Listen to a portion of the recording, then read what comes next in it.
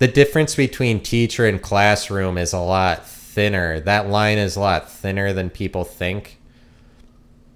I mean, I guess it's like performer and audience, but I like teachers are bullies the same as kids are. Like the kids can bully the teacher. It can get into that situation. If the teacher doesn't maintain bully status over the kids, because if it's teacher classroom, the teacher has to be a bully essentially, and school is just a bunch of bullying. It's the government bullying kids into being there. I mean, the government and the police are just bullying all of us to like to take the right form, kind of to perform to policy. Like when you're under the gun of somebody else, isn't it more that you are like at risk, like you have to put on a performance? I mean, like the stress of it, the performance anxiety would be more a thing when you are under the gun of somebody else, like when you have to perform to policy. So it's like, and everybody's under the law. And that is something that we often express to each other almost as a means of policing each other. And it's not just the policemen that are the police. It's people that are, but it's like, I'm trying to get at the nature of what a performance is, because this is something I've struggled with, is this idea. And it's not a struggle. It's just like it's a challenge. It's a challenge to figure out what a performance is objectively, because I can't tell, even though I've thought about it for a while. Even my magnificent brain can't wrap itself around the idea of performance entirely. And like when I say that I'm superior, look, I don't want to put out an episode that's titled superiority. I have hives for like 14 to 20 hours before putting out that episode. I'm like, oh no, you can't, because you're gonna have to call it superiority, because that's the word that most captured the theme for the entire hour, because I have to live true to the title. Like I have to put out the title correctly. I'm like, but you're gonna have to call this superiority. You're fucked. Nobody wants to hear about superiority, especially not coming from you. They're already worried that you're a white supremacist or something. And I just want to put on the record, like, I'm not. Look, I'm not a white supremacist. I just like to have fun with like the Nazis and the Jews, and making jokes about that, because like, I mean, anything death like the Holocaust, it's kind of like, let's be serious. People are a little bit idiotic to be remembering all of these tragedies, and it's basically every tragedy. And we put some memorial marker for any tragedy that kills like 100 people, like the Station nightclub fire in Rhode Island in 2003, where they saw the band The Great White, and the nightclub burned down and it killed 100 people. They put like a memoriam there for all those people, and that happens at every like mass casualty event that was an accident. And it's kind of, I mean, they're starting to do it more and more, where they're like, oh, actually we should go back and put a memorial there to remember these people. But I'm telling you, first of all, my point is that it's idiotic to remember tragedies. Like 3,000 people died on 9/11. Let's never forget. Let's always remember all those people dying horribly and tragically. That's what I want to remember forever. And that's what society accepts, is like the tagline for that event is never forget. And that's idiotic. But it's just idiotic to want to remember people's horrible deaths, right? Just in all reality. That doesn't mean it's not something that happens, or like, yeah, it gives people some amount of relief. It's idiotic. That's what idiocy is. Because wouldn't you, I don't know. I mean, wouldn't you be more serious? Like, because not being an idiot means taking things seriously, being real about things. And like, okay, if we're being real, that death wasn't cool, so we don't want to remember it, right? So, whatever tragedy. So like, why do people carry on that way? Whether like the tragedy is whatever about it, but sometimes I forget the original point that I was making, and then I just like have to keep going over that. But like, what's a performance? If you are performing to somebody else's standard, and it's just that bullying happens everywhere is kind of the point that I was expressing before. Bullying happens everywhere. Even Charlie Kirk was a bully, and conservatives are more bullies. I feel like the church is a bunch of bullying. I want to say like his life was a publicity stunt, sort of, regardless of the assassination. Like, I don't mean because it ended that way, but he didn't need to be going into public when this has already been done in the past, and people should be making fun of him for being unoriginal. The same way as like if I went and did a set and it sounded too much like doing stand-up comedy and it sounded too much like Norm Macdonald, people would be like, you sound like Norm Macdonald. Like, Charlie Kirk shouldn't be allowed to go out and say the same conservative bullshit as other conservatives that other conservatives have said for years, that everybody in the nation already knows because we voted in Trump, conservative president. Like, conservatives won. So why is Charlie Kirk still out there like it's Rush Limbaugh during the Obama presidency or whatever? Like, we're like Rush Limbaugh or whoever conservative radio host is allowed to talk a bunch of shit towards the liberals when the liberals are in power, and everyone's like, yeah, that's because you're the loser, and like, that's fine that you have this bad complaining attitude or whatever. It was like, that's probably when they're in their heyday the most. It's like when the Republican radio announcer has to deal with like a liberal when the liberals are in power. So this guy shouldn't really have the animosity and anger that he has when the Republicans own all three branches of government. Like, the conservatives already won, so he doesn't need to be out being like, we're going to take this country back and prove me wrong or whatever. And like this, it's just that he maybe was the first person to be assassinated for being boring. I don't know. You have to look back in history and weigh that out. Prove me wrong. And he's a little bit like the missionary that went to the North Sentinel Island and the natives killed him. And prove me wrong. He's a little bit like, and Charlie, and his life is kind of a publicity stunt. And his whoever, and yep, I'm a little jittery. I'm a little jittery this morning. And sometimes people call coffee jitter juice, and that's cute. I don't really have anything against that, but his life was a bit of a publicity stunt, and you can see that with his wife, Erica Kirk. Charlie's wife, Erica Kirk, went out, and she's kind of like ruining the moment a little bit because like, that's kind of what annoys me. She made a weird video where there's video of Charlie Kirk in the casket, but it's just showing his hands, and his hands are like orange, the same way that people make fun of Trump for. Like, is that when a conservative dies, their skin turns orange? I guess, is that the way that it is now? But like, Trump can hold his own campaign rallies. I feel like this guy is just like a wannabe Trump, and like, why are you out doing this thing Ben Shapiro and whoever, like Steven Crowder, already did? Like, people, I'm just saying, you don't get to go out and say the same shit. I don't know what value he added to the conversation, actually. I don't know what was the valuable, different thing about his opinion, what he brought to the table. I'm sure that he had something. As far as I can tell, it's just like he was a little bit more racist than conservatives have gone before, where it's like conservatives like that a little bit. We're like, oh, if we're being honest, let's get back into a little bit more racism or whatever. And so for that reason, even more so, we didn't need another, like, he shouldn't have been assassinated, but we didn't need another woke, virtue signaling Trump wannabe conservative. Like,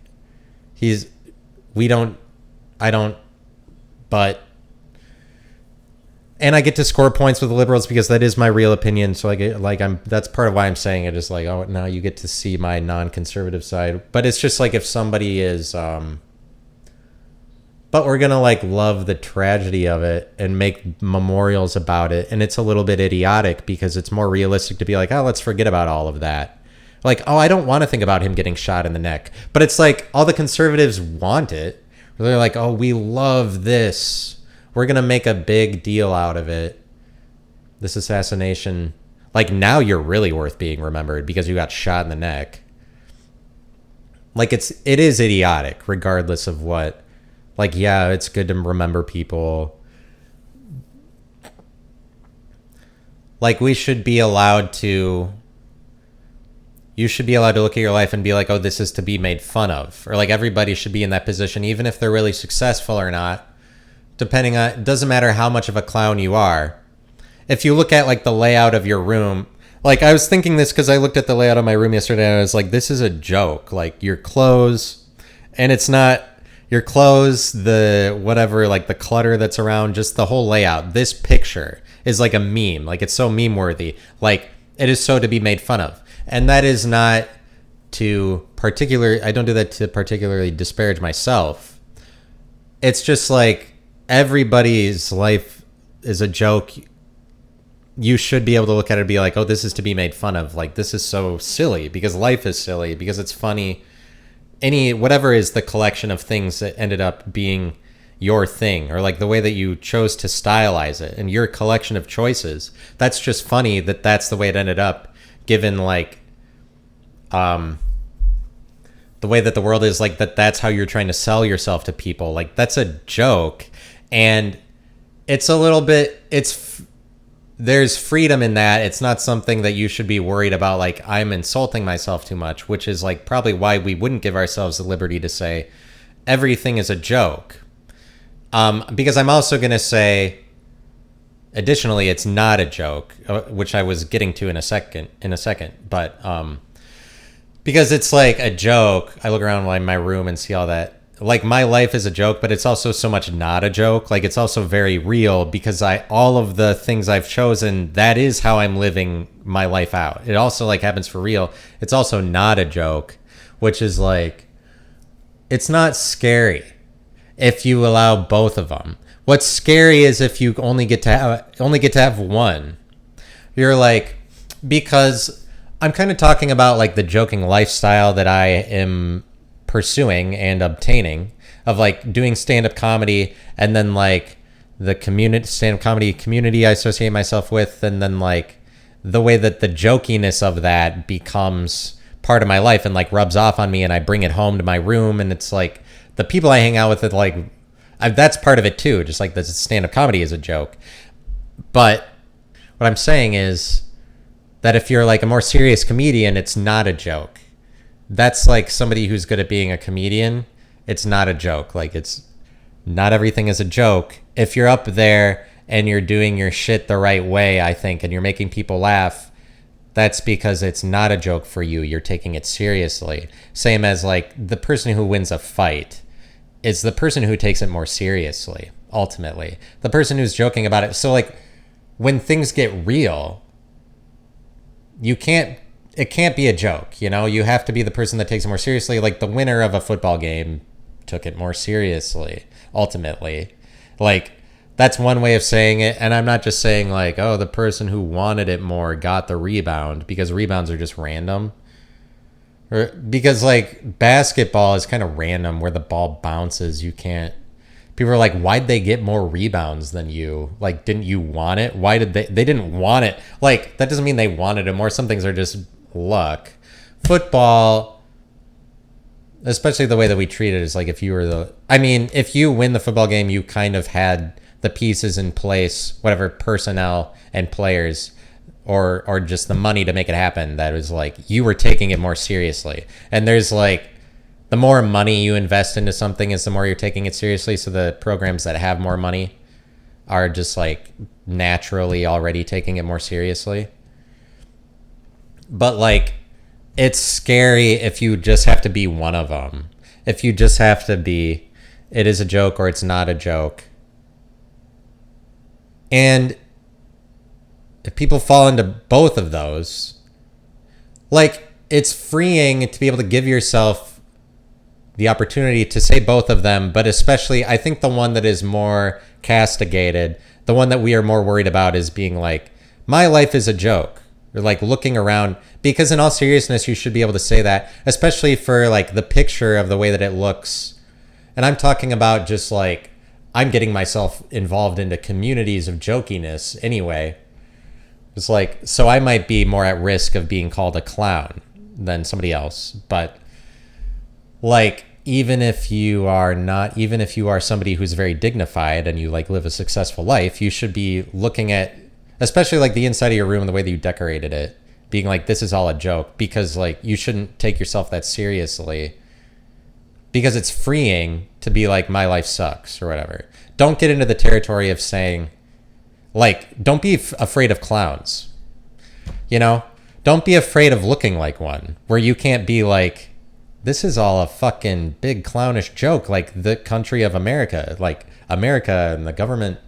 This is all like watching football all Saturday. Like, it's kind of, I mean, and not producing anything while doing that kind of just turns into a big joke. Like, the longer that you're not producing something, it becomes a joke and your life becomes a meme, especially when you're like sitting in your house. You become a still frame, you become a picture. Becoming a picture is what you don't want to do. Like becoming a portrait, becoming a piece of art. You need to be the artist, but like you need to be continuous. But when shit happens in your house, like, then it is more a picture, because the way that the furniture is laid out is like the same every day. Like, you might decorate different for holidays. You might do that. I don't, like, I'm telling you what you might do in your house. Like, not necessarily is it going to be decorated. Maybe like Thanksgiving comes up and you put out a pumpkin or whatever. Like, maybe Christmas comes out and then like, right, you do the tree, whatever, so that people are doing, because it's like cultural, but it's more, I mean, it's traditional. This is like, so Christmas happens, and then like, say for instance, you're in a house and it's yours, and then like, it's a different holiday, so then you switch out the decorations, and then because it's Christmas, then you're putting out the tree, right? And then like you're putting decorations on it, and like you have the decorations for that. So like, but I like, I mean, I guess I like making fun of riffing on the obvious, but like, and then I said it plainly to you, back to you. But I'm saying that your house might look, it's just that the inside of your house is more of a joke. Like, that you should especially look at like the way that your whatever something is laid out, and don't be like, oh, it's so serious, obviously, like whatever painting is shit you use. Like, this is my beautiful home. It's not that, it's a joke, like, and it's manipulative, and you're putting it out in a certain way to manipulate people into liking you, obviously. Like, what is the layout for, besides like, oh, we're going to try to make people feel comfortable once they're in here, like, and it's kind of like they're going to like us based on the way that it feels in here, obviously. And it's kind of a joke, your like collection of choices, besides, but I'm just kind of advocating for like, you should be able to say that everything is a joke.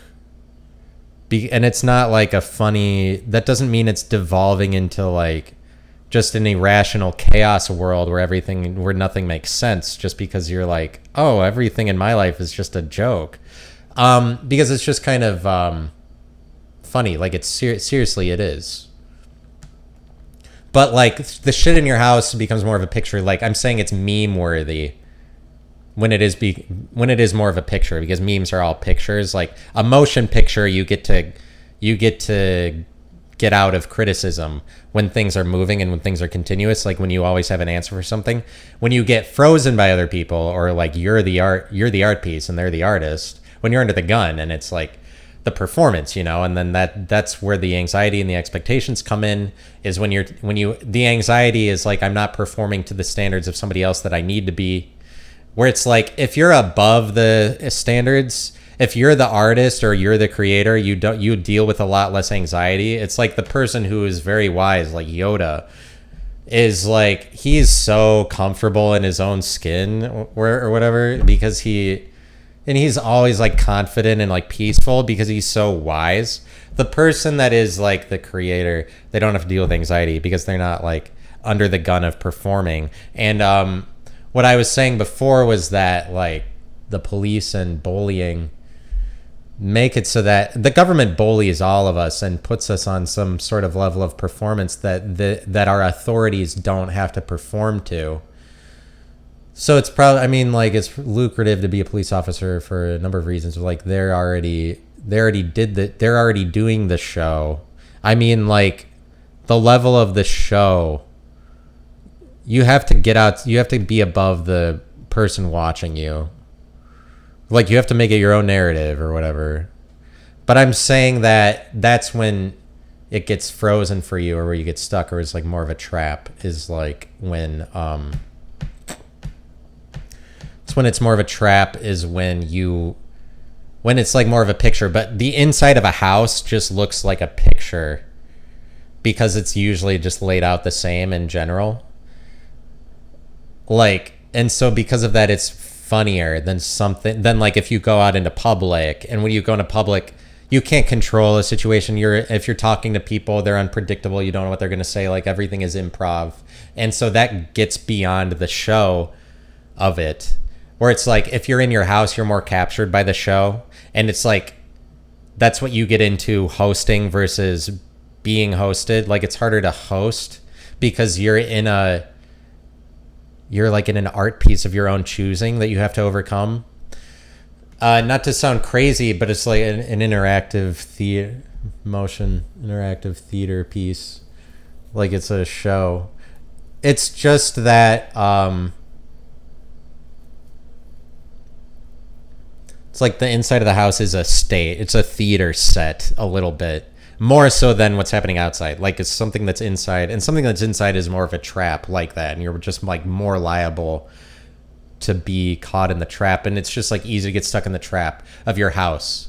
Like, that's where the trap happens. Like, if you can't get out of your house, if you just like start laying in bed more and watching TV all the time, like, the house turns you into a picture. It turns you into like something that's predictable and obvious for other people and like meme worthy, where we can, like, since you're always doing the like predictable, you have to be a motion picture. You have to have a bunch of responses about things. And how do you be in motion? It's just like life is about staying in motion.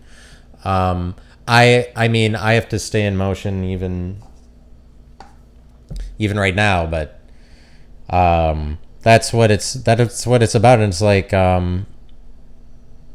something new has to happen. But like Charlie Kirk, so like, it's just that bullying happens. It's not that bad of a deal. I don't know what, and people are like anti-bullying. They don't know what the fuck they're on about. To be like, hey, anti-bullying needs to happen. Anti-bullying will never beat bullying, because bullying is like a fundamental cornerstone of American society.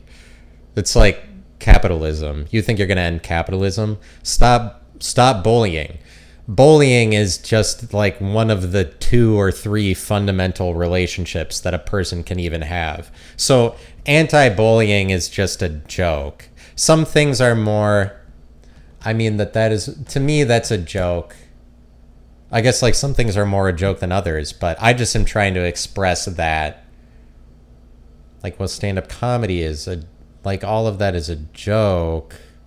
So like, to take it really seriously, it's annoying that you would have to do one of them, and it's scary that you'd have to do either, no, this is not a joke, my life is very real, or yes, my life is always a joke, or whatever. Both of those are scary on their own. But if you get to do both, if you get to jump back and forth between them, then you have freedom, and shit isn't a trap. But like, the trap is just kind of like a hi-hat. When you're playing drums, you know how the hi-hat opens and closes? And if you don't know what the hi-hat is, it's the thing where it's two cymbals. You should all know what a hi-hat is. I don't know what the fuck I'm explaining. If you don't know what a hi-hat is, I mean, I'd tell you to not listen to me anymore. But like, first, everything I say is under the pretext that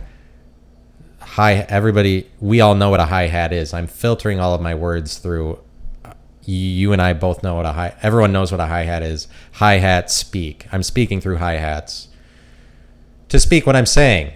It's all trap. I mean, rhythm. Trap speaks to a constant rhythm. You don't want to have a constant rhythm, but it's like a pattern that is... but anyway, so let me talk about this trap. The hi-hat is a trap because it opens and closes. It's the cymbals that open and close. So like, it closes, it's a trap. People never call it a trap. They call it a hi-hat. It's a trap. And by no coincidence, it's the same thing as when people say trap music. It's trap music is the hi-hat because it's just the acoustic version of it. Because trap music is like electronic music, and what they refer to specifically is the constant ticking. Tick, tick, tick, tick, tick, and then when it speeds up, tick, tick, tick, tick, tick, tick, tick, tick, tick, tick. The background constant ticking, like drum sound, which is the same. It's simulating like an acoustic drum when you're hitting a hi-hat, basically. But like the electronic music, constant ticking, that's exactly what trap music is. That's what that genre is. And people outdo each other to do new innovative patterns of constant ticking where it's like slowing down or speeding up in different times or incorporating whatever, like bass into it. Trap music is not going away. It can only get more and more complex because it's just like either you're doing a constant ticking sound, a constant drum, like the same thing as a drum line. Like a drum line, like hitting the snare constantly or whatever kind of drumming, constant pattern, or then you get off of it or get back onto it. That's what trap music is. And it's the same thing as hitting the hi-hat in whatever pattern or at whatever speed you want to is trap music. Trap music happens in rock and roll just as much as it happens electronically. It happens on the trap, and that's not why they called it that. That's just like synchronicity. Like these things, there are no coincidences, sort of. Like, of course, these things happen. Our word for trap happens to encapsulate both of those, where hi-hat is a trap. And when you're playing the hi-hat, you're playing, I mean, like rock is all trap music. And that's why we've gotten to this point where we're calling it that. Like, that's kind of, I mean, ultimately it's the dominant genre of the day is trap music. Whether or not people recognize that, they're not exactly identifying that that's the case, that trap kind of killed rock and roll. But like rock and roll was already trap. It's just we get to the point where we recognize that all of it was trap, and so like trap is a bigger idea than rock and roll. If it continues, the trajectory continues, trap kind of killed rap music in some senses as well, because it's like, and the same as I mean, it's a trap because rock and roll got into a trap and then it died. Like for the decade of the 2000 to 2010s, all of the alternative rock bands just kept hitting the hi-hat faster and faster, and like that was their only innovative pattern they could come up with. Like this is the extent of what an acoustic drum set can do. Like this is the height of living for drumming is, okay, the best we can do anymore. The pattern for like releasing a hit song or whatever is like, we got to hit the hi-hat faster and faster. And the first band that I know that did that popularly was U2 in like the late 80s and early 90s. So like give U2 credit as much as you want to hate them. Like just fast hi-hat, okay? And so alternative rock bands just kept getting faster and faster. And then in the year 2016 or 15, there's this band called The Local Natives that made a song called Fountain of Youth. And this song appeared on alternative rock radio. And in the chorus of the song is the fastest that anybody had tried to play the hi-hat. They're like, we're going to just do fast hi-hat. And they just hit like the fastest hi-hat that has appeared in a hit song, quote unquote, in a radio song that made it to the radio that I've ever heard. Because, this is like the epitome of fast hi-hat. Nobody's going to play it faster than that. The way that they played the hi-hat in the chorus of that song. They're like, this is innovative music for rock and roll. Like it had gotten to that point by 2016. That's why it made it on the radio. But like the very first line of the second verse of this song was, I have waited so long, Mrs. President. Because it was leading up to the 2016 election. And they're like predicting, oh, Hillary Clinton's going to be president. I have waited so long, Mrs. President. This is happening in an alternative rock song on alternative radio. That's where alternative rock died, because of the hi-hat thing, and because they made it political and they made it about gender. They're like, and they predicted the wrong presidential winner. But they're just like, oh, this is alternative radio. This is alternative rock radio with this. So we're not talking about mainstream politics, and certainly not like we're on the side of Hillary Clinton. In 2016, the media was so on the side of Hillary Clinton, like that was his mainstream. Anyway, like rock and roll got into the trap of like playing the trap, the hi-hat, faster and faster. And like eventually they couldn't play fast enough anymore. I'm just saying like that's where innovation kind of went for acoustic drum sets. I don't know what they're doing now. I mean, it has to retrace its steps a little bit and regress into something else. But like, I don't know what people are doing. I mean, they just do all of it. It's just like Spencer Smith from Panic at the Disco, probably the most influential drummer that nobody speaks about. He's like one of the most underrated drummers, if not the most underrated drummer of all time. Spencer Smith inspired like all of the drumming that is on TikTok, or like the MGK pop rock sound is very influenced by Spencer Smith of Panic at the Disco, the way that he drummed. Good For You by Olivia Rodrigo is just like straight a Spencer Smith drum styled song, where it's like the every hit that he does, Spencer Smith does on the hi-hat for like original Panic at the Disco, when Spencer Smith was there for their first two albums, A Fever You Can't Sweat Out especially. Their original outfit, not when it devolved into a bunch of crap that Brendan Urie made, where he's just like chasing some pop dream of becoming a pop singer like Taylor Swift or whatever. Not the crap that Brendan Urie made after the first two albums. Like, Spencer Smith was the drummer for Panic at the Disco the first three albums, but like, I'm talking about a style of drumming where he hit the hi-hat, and on every hit that he wasn't hitting the snare, he would hit the bass.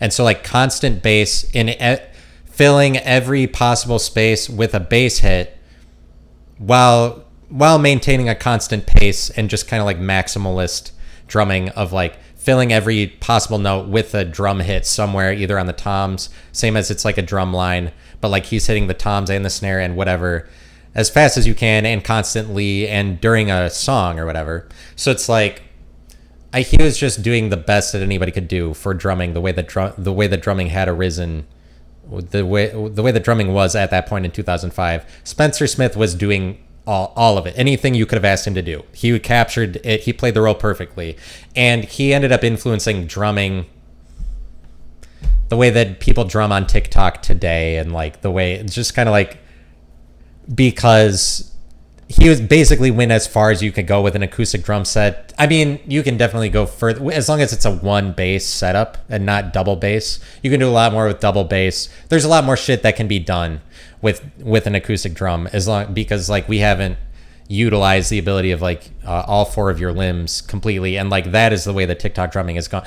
So like TikTok drumming has gone beyond the Spencer Smith for sure. Like he's not the purveyor of everything that happens in drums for the next 2 decades, but he's just like really influential. Paramore, just in general, kind of sounds like Panic at the Disco a little bit. Just like Paramore is given credit for influencing Olivia Rodrigo and MGK, like the pop rock sounds of today. But I mean, like Spencer Smith, and more so than Fall Out Boy, Panic at the Disco is more influential drumming. Spencer Smith is like one of maybe the most influential drummer of like generation, influential musician of generation Y, of my generation. But like, it's a trap, like, it should be considered a trap if you just end up saying the same things as a conservative, same as like, it's like, don't get into the trap of sounding too much like Shane Gillis as a comedian. Like, it's a trap if you get captured by somebody else's example in life, if they're the artist and you're the portrait, whatever. Like, there's a lot of trappings going on, and it's like love is like that. Love is a trap. Love is a trap a little bit, in some senses. You don't want to get into that trap. But so it's like Panic at the Disco made their first album, A Fever You Can't Sweat Out, and then they made their second album, Pretty Odd, and their second album was a complete misdirection from their first album. It's because they were really young when they made their first album. They hadn't exactly found themselves. They didn't exactly have like the substance to consistently be the same thing. But like Panic at the Disco can be read the same as Panic at the Discography, which is what I read it to be, because that is kind of the way that things transpired for their band as time went on, because they became a completely different band by their second album, when it's like their first album they made was so was such a big sensation for like Generation Y. But it doesn't hold a candle to like the Beatles. But then their second album, they made it all Beatles music, to the point that everybody surrounding the situation could look at it and be like, you guys are making Beatles music now. Their second album. It's just like, obviously this sounds like the Beatles and nothing else. And everybody could be like, could reduce it to that one thing, except for basically Ryan Ross, the lead guitarist, who was only there for the first two albums, who wrote all the songs on the first album and almost all the songs on the second album. He went in a different direction the second album. He's like, we're going to play Beatles music, because he's like really artsy and interesting and doesn't like the mainstream and doesn't like the spotlight, is part of it. But it's like the second album, they made Beatles music, and in retrospect, people don't realize this, but they are the Beatles of my generation, and you really can't do any better than that, given the credit that we give to the Beatles, because there's no beating the Beatles. So it's like, when somebody like Panic at the Disco is really big for Generation Y, that's how you have to express it, because it's like in the shadow of everything that happened in this music in the 60s, 70s, and 80s, because we're supposed to treat it like the Beatles are already made music happen, and they already did the thing. And it's like, that's the way that media portrays it also, where it's like, any musician that comes along in my generation, MGK, Miley Cyrus, or whatever, they're all kind of like a joke in comparison to the real music. And that's what's purveyed by Rolling Stone magazine. Rolling Stone magazine is stuck in that time period from 60s to 80s, where they would express every single time that any song Led Zeppelin made is better than anything that happened today. And like, that's how we're supposed to all act, is that like music already happened.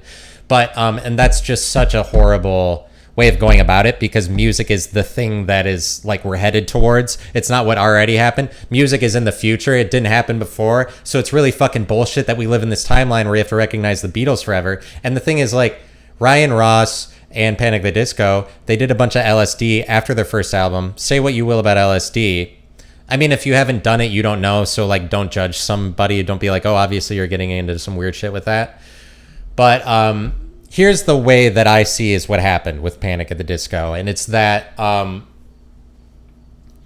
they took LSD after their first album. Ryan Ross took it. It changed his mind, or influenced him to do, because LSD can do that. And he's like, I think the way that I see it is that LSD gave Ryan Ross the idea to be the Beatles, because LSD will give you some really transcendent ideas, where it's like, being the Beatles is the only way that you could go to try to get out of the trap that we're in, which is like the Beatles trap. You can't beat them. And it's this weird thing that we're all stuck in, where we all have to be like, well, of course, the Beatles first. We're like, that was music, where it's like,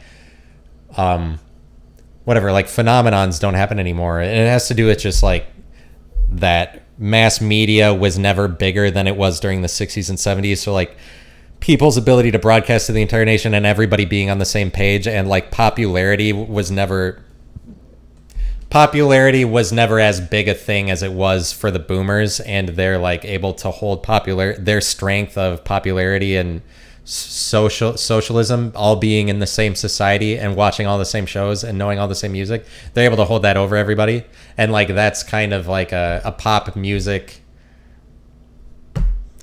It's a pop music thing, whereas like they're using pop. They're hiding behind pop. They're hiding behind popularity and pop culture, where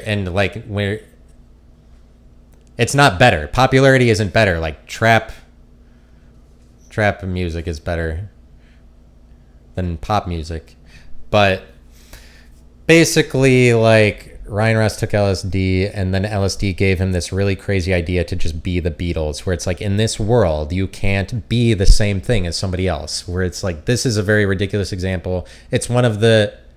It's probably one of the most significant things that's ever happened during music in my lifetime, is when Panic at the Disco made the album Pretty Odd and took the risk of just like, we're going to sound like the Beatles, when that's definitely the last thing that's such a big sin, to sound so obviously like somebody else, to be reduced to, because now we can like make a meme out of you or whatever. Like, you just look like You're just like a picture of the Beatles, like the same. We've already defined the Beatles. You're just like the Beatles are the artist, and you're just one of their portraits. Like that's definitely the risk you run into, and it's only like you. It's only taking LSD that would tell you that that's a good idea to try to sell that to the world, because the world is not gonna like.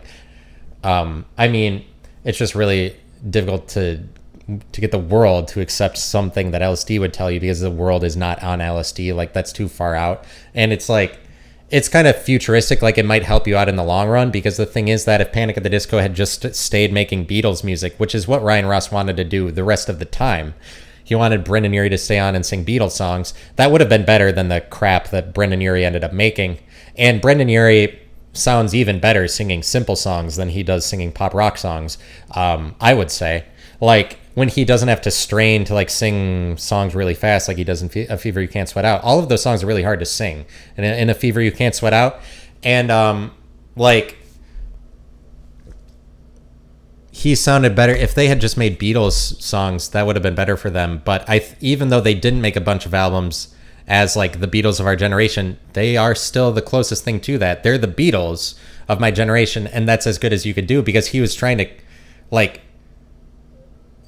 capture immortality, and they are kind of like, they're a favorite kind of band, even if you don't like their music, or like maybe you're from a different generation, even if you don't like Panic at the Disco, they're a favorite kind of idea. Ryan Ross is a favorite person, favorite, like they're the unique example of like, that's our generation's favorite, even if they're not your favorite in particular, just like in general. They're like, we love that. Panic at the Disco, I Write Sins, Not Tragedies. And Ryan Ross was trying to go like really next level and be like, we're going to overcome this state of things where we're always living in the Beatles' shadow. The only way you could do that is be like, but that would be like a comedian being like, I'm going to be exactly like Norm Macdonald, but like you can't be exactly like it, which is like the Panic at the Disco wasn't. They made songs that were like, it's Beatles for the 21st century. Like they reinvented it, and it sounds, in my opinion, sounds better than most Beatles songs, just in the same way that music today is so much more complex, and they do a lot more to create sounds that are hypnotic and interesting, or whatever shit you haven't heard before. Music today is a lot better than from the 60s, same as comedy today is a lot better than it was from the 60s, because you look back to comedy from the 70s and you're like, don't laugh at any of it, just in general. I don't know if you're like, no, actually I do laugh at that comedy that I hear from the 70s. Well, no, like you're lying. You're just being sympathetic to this thing that happened before. It's not better than what's happening today. It's the same in movies, like Star Wars. The original Star Wars ain't that good. Music, like the Beatles aren't that good, and the shit that happens today is so much more complex and interesting sounding, because it's gone through like 4 or 5 decades of innovation, so it's obviously better, you know. And it's like, so we have to live in this world where we're like, oh, the Beatles are always the best just because boomers hold positions of power in media. They're just like always the ones who are able to sell their generation through the mainstream, and we just like live under the thumb of the mainstream. It's almost like we have to live up to the policy set by boomers. I mean, it's a big power struggle. Boomers are a little bit bullying just because they're older and they think they have that right. I don't think that my generation carries on in this selfish way where we think we have the right to bully generations younger than us. I feel like boomers are definitely bullies, and because they think, I mean, they come from a time where it's like you have to act like a man or whatever. It's like, and you have to chew tobacco, like you have to do all these things that look like being a man in order for you to have actually been one. And I mean, they're just like, I mean, they come from a more bullying time, but anti-bullying isn't going to fix bullying. So I'm just talking about like, Charlie Kirk is like that. He's like, when he comes out and says all this like conservative shit that sounds like other conservatives, he should be made fun of to be like, you look like this is something we've already seen before. But he's not, I think, ultimately because his fan base is just gonna break the rules because there's so many of them. They have such a powerful gang. They're so popular, like conservatives or just the body of the church, like Christians.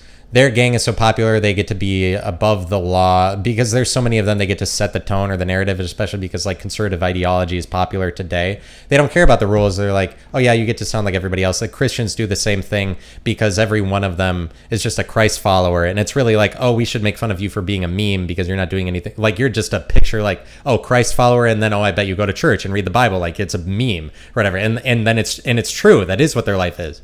Like their life is predictable and obvious because they like define it to one thing, like when your life becomes an identity. But it's like they don't ever have to get made fun of for that. It's like, and it's not like it's different when it's liberals either. Like when liberals are in power, like they were 2010 to 2020, they were allowed to put out the same liberal values and not be considered a meme either. Like this isn't the thing that's just restricted to Christians. It's like for some reason it's okay in politics, but like there's a double standard that I'm speaking to. But and maybe you think that I'm kidding about that, or like, no, you really think Ryan Ross took LSD and like that's the reason. I'm just trying to explain a very interesting thing that happened.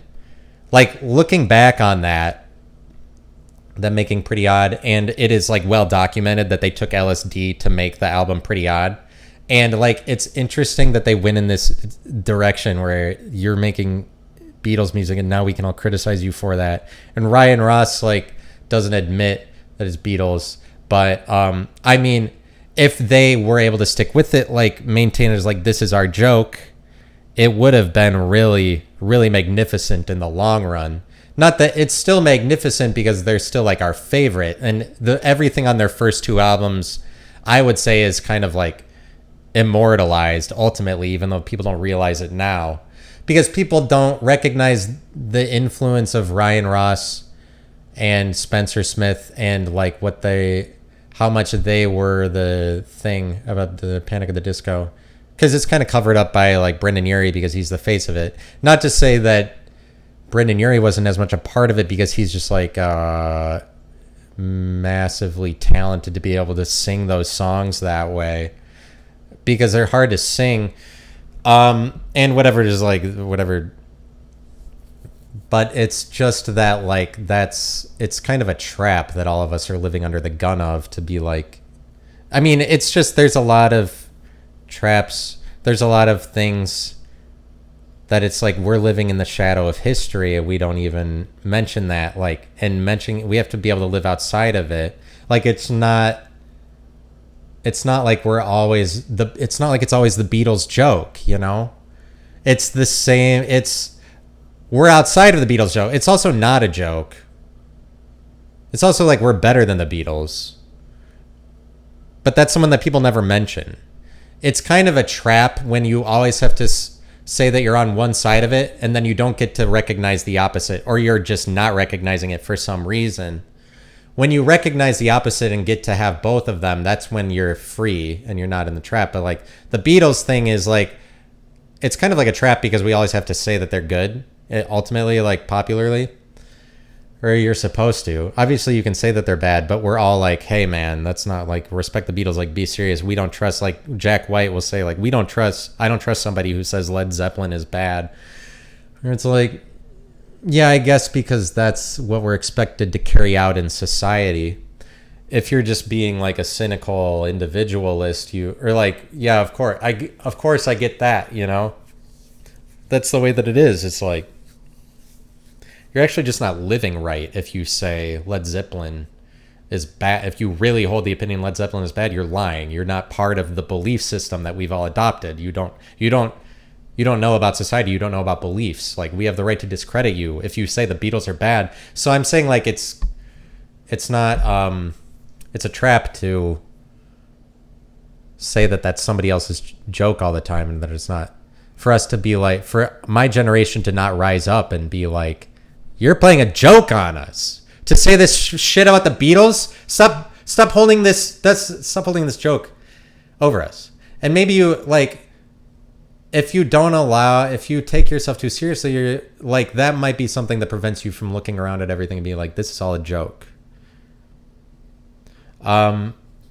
Recognizing that things are a joke is an important thing, because then you won't get bullied. like the police are a joke. You know, it's not their joke every time. Like, yeah, we have to listen to them. It's not like, and that's like a place to start. It doesn't mean we have to go out and do anarchy, but one thing preventing us from that is this is just a layer that I'm taking off for all of society for everybody's benefit. It's like, well, recognize first that the police are a joke because like wee woo, you know, because like red and blue is like, why are you pulling me over? Why do you get to be gay when the rest of us don't? I mean, like, it's a joke that these people are, they're the policy enforcers. But I mean, just that, the joke, it's freeing. So like my life is also not a joke. Like it's all very real, but I look around my room, like it's also just like, well, obviously all of this is funny. Life is not to be taken that seriously. I guess it is a similar thing to the way that I approach death, which is that, I mean, I think that we should accept death and move on. It should be treated more as a trivial thing, as kind of the root of me getting mad at people. Like me, I think that me thinking that it's idiotic the way that we memorialize the dead, and in some cases it's just completely stupendous. That like when we put up a memorial for where Jeffrey Dahmer killed and ate people, like where the apartment complex used to be, they put up some memorial. Like, this is where Jeffrey Dahmer did his thing. There's nothing short of idiotic. Like, let bygones be bygones. Let it go more, because we don't want to remember that. We don't want to remember people horribly getting caught and killed and eaten. Like, why do we have to put up a memorial for everything? Like, my approach is that death is so trivial that we shouldn't have to be like, wow, what a spectacular example of a life, which is why it's never forget 9/11, because lives are so important. It's not that important, and should we really be rewarding the people that aren't producing anymore? And that's obviously a more cynical take, and not one that I stand behind entirely. But like the people that are still producing, we should recognize them. People kind of want to give credit to people who they don't have to worry about anymore because they're dead. And so like the Charlie Kirk thing, I mean, he's just like, especially if he dies and he's just a picture for the rest of us, and people put up pictures of like, oh, he's hugging Jesus in heaven. And so he's just kind of like a caricature now, because his life isn't a motion picture anymore. He's not able to get out of the picture of it anymore. Now he's just like stuck the way that we remember him, like James Dean or whatever. Like James Dean is just kind of a portrait of like this figure of Americana, of important like old Hollywood and whatever. It's just kind of like a portrait. And so now whatever Charlie Kirk will be that, because he got shot. And it's like, not that it's a bad thing to memorialize the dead all the time, and that like gives people peace to do that and makes people feel better about the entire thing. But I think people get into the territory too much of like, okay, it's very easy to credit people that are already gone because we don't have to worry about them rejecting us. And like, oh, it's so easy for everybody to be like, this tragedy impacted me so much, because you're not going to get anything shit talked back to you. Like, where it's like, if you were complimenting Charlie Kirk while he was still alive, that is more of like something you'd be worried about. Or like, if you compliment some person to their face, that's harder. It's harder to be encouraging, because that's just kind of obvious and makes you look like a simpleton, maybe. Like, that it doesn't happen that we're just like encouraging people just needlessly, but we definitely do it a lot when they're dead and can't hear it for some reason. How much love and support and affirmation for Charlie Kirk, how much affirmation, the likes of which he never saw anything like that during the course of his life. The affirmation he's getting now Like he probably would have liked to hear about that when he was still alive, you know, but we do that. We reserve it for people that can't hear us because we're insecure and scared of, we'd be scared of telling it to them while they were alive, you know, because we're not, because that's the world we live in isn't like that, where we're like, yeah, I'm just going to encourage you for us sitting here. I'm just going to give you a gift on not a holiday. Like it doesn't tend in that direction usually. Yeah, it's like people give gifts. Like maybe there's some people that are like, they have no problem with that. Yeah, I give gifts whenever. I encourage whenever. But it's just like, oh, a regular day. Just the obviousness of life, the reality. Oh, a regular day is transpiring. No, nothing special should be attributed within that. No compliments should be given when we're just sitting here, because nothing like, don't create positivity when it's almost like everything has to be a joke first, or like that's the thing that gets any credit, or it like has to be a lie or a mistake for people to really fascinate over it, like a tragedy, like an assassination. They're like, oh, now people care. It's like it's never just the obviousness of life getting rewarded, because that makes people don't want to look like a dweeb. Like they don't want to look like a simpleton. So then I'm like, I love you just for nothing, because that's the way it is. It's like the way that the Bible does the David and Goliath story, and it's like, oh, David won, and like that sticks out. That's why the Bible did it, or like the Jews wrote it that way, is because, oh, this is a very significant example. This is an extraordinary example of how it transpired that wouldn't normally happen in regular life. Normally Goliath wins.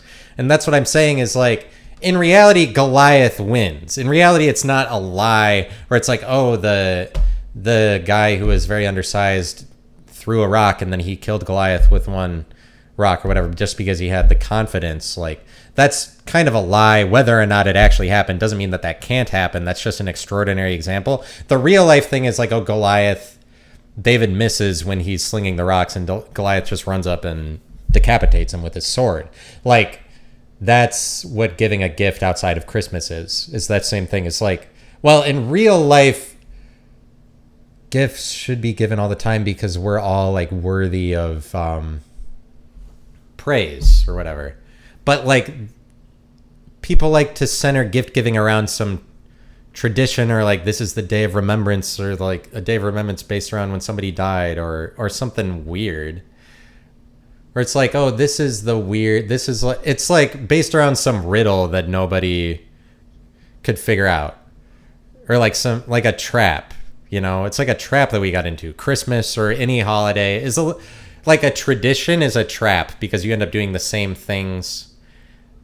Like it's a meme, like that's decorated the same way. We know that the same set of decorations is going to appear. We know what that picture looks like. And it's kind of like, it's not, traps aren't always bad, and they're it's loving to be in one, and it's a lot nicer to be in the trap, because then like the worries of the world, then you've kind of discarded the worries of the world when you're within a trap, when you're in a safe, like a trap is a safe environment, so to speak. Like I'm using the word trap pretty liberally, because obviously if you're like caught in a trap, that's very uncomfortable and terrible. But like the tradition, if it's like, if you're in a house, I see like a house is a trap. If you're in a house that's very safe and very comfortable, like it's a trap to be too comfortable and be worried about looking uncomfortable.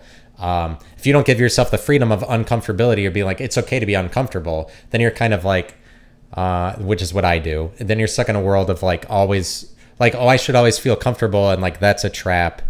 It's definitely like a trap to be very safe, or like be made safe by somebody else's trap or whatever. And that's kind of like what a holiday is. Just because it's, and that's what I'm saying, like traps are good too, but it is that just because it's like something that we're stuck doing, something that we're stuck in, versus a regular day is not resigned to a collection of memes or like pictures that it's supposed to look like Like it hasn't been stigmatized. We didn't get the day. Like October 21st isn't definable to anything. And so like that is one we would credit as just a regular day. And we're always trying to get every day on like a holiday where it's like, oh, we created sweetest day and now that's a fucking thing. It's like we're trying to ruin the sanctity of regular occurrences as much as possible, and then like, oh, we're going to reduce this to a set of specific circumstances that is definable. Like a regular day, like 10/21 as far as I know is not attributed to any sort of holidays. Like that's a regular day, that's an opportunity, like that's just reality. And that's better than and reality allows for you to look like somebody else, where it's like it's not a big sin to sound so much like everybody else because like, oh, you just didn't realize that it's not current to sound so much like someone else or whatever.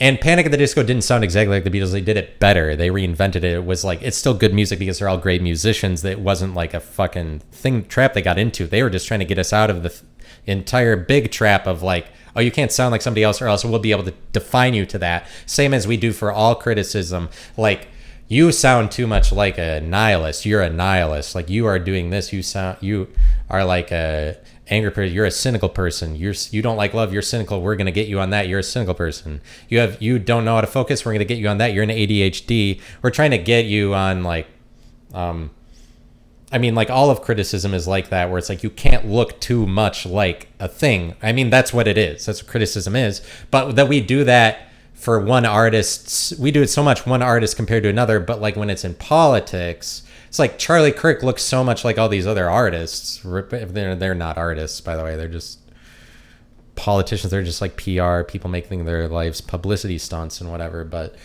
like, people should be making fun of him for looking too much like other people. He shouldn't have been. He's just boring. You should say better. Like, focus on different dynamics besides politics. Talk about how the police are gay and they're enforcing policy and everything is bully-a-thon in the world, like one person to another. Like, so many relationships are that, and I'm saying anti-bullying is stupid because bullying is beautiful. It's just like, it exists everywhere. Of course people are condescending, and it's a loving relationship, and love is beautiful, and bullying and love and traps should all happen. It's like, it's not always bad to get caught in a trap, but if you want to be in constant motion or whatever, if you want to rise to new heights and be more powerful and live and be relatively more immortal, like don't be traditional. Don't be a conservative like Charlie Kirk. You'll get shot. I mean, that's the moral of this story. But I'm not trying to be funny or whatever. And he was kind of like with one of the missionaries that, I forget if I said it. He's like a missionary that went to the North Sentinel Island, got killed by the natives. That's like a silly way that I'm making light of it. But it's like, things are a joke. They're to be made fun of it. And that doesn't make me a clown. I mean, it might make it, it's just like, be okay with calling things jokey and clownish. So don't be afraid of it so much. You're like, oh, I don't want to be into that territory because I might be at risk of being called a clown by somebody else, because it's like everybody is putting on a facade. None of us know what we're doing. Everybody's an imposter. And like, that's what we call a clown. That's what a clown is like someone we're accusing of being an imposter. And everybody is an imposter. It's just that you will feel less like one, I guess, if you're more in control. I mean, you're going to be worried more if you have to live up to policy set out by somebody else, if you're under somebody else's control. And whatever. See, this is a collection of morals from my morality. And don't try to figure it out too hard, because I don't know. I trust you. I trust you guys. And I love you. And that, like, I love you, you know, whatever. I don't necessarily, I don't love you if I don't know you, you know.